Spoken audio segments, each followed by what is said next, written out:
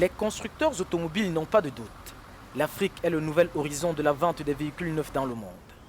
Les principaux fabricants se tournent vers le continent dans un contexte de multiplication de restrictions environnementales dans les pays occidentaux.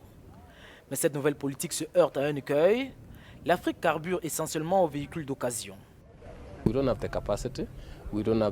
n'avons pas la capacité, nous n'avons ni la main-d'œuvre, ni le capital financier pour faire progresser cette industrie du secteur manufacturier dans le secteur automobile. BMW, Nissan, Toyota, Volkswagen et d'autres entreprises ont uni leurs forces pour faire pression sur les gouvernements afin de limiter les importations de véhicules d'occasion dans plusieurs pays d'Afrique subsaharienne.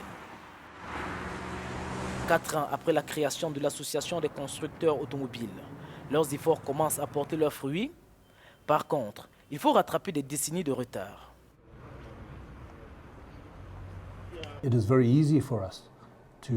est très facile pour nous de produire des véhicules dans l'une de nos usines mondiales, de les importer sur les différents marchés africains. Mais si nous voulons vraiment créer une industrie durable, je pense qu'il est important que nous commencions à regarder et à faire les premiers pas vers ce genre d'industrialisation.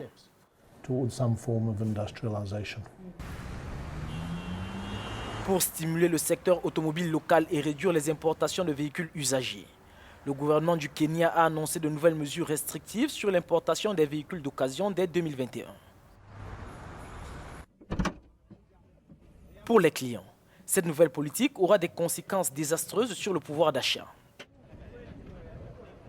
Pour l'instant, peut-être qu'avec 8 700 €, vous pouvez acheter un véhicule de 2000 cm3. Mais avec la mise en œuvre de cette politique, cela signifie qu'avec cette même somme, vous ne pourrez pas obtenir un véhicule de 2000 cm3. Vous êtes obligé de vous procurer un véhicule de capacité inférieure. En ce qui me concerne, je pense que la mise en œuvre de cette politique ne sera pas bénéfique aux consommateurs. Malgré le faible pouvoir d'achat du marché africain, les constructeurs automobiles disent compter sur la bonne volonté des gouvernements.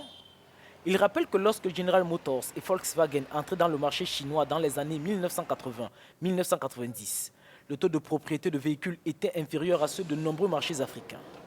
Aujourd'hui, ces deux entreprises vendent à elles seules plus de 3,5 millions de véhicules par an en Chine.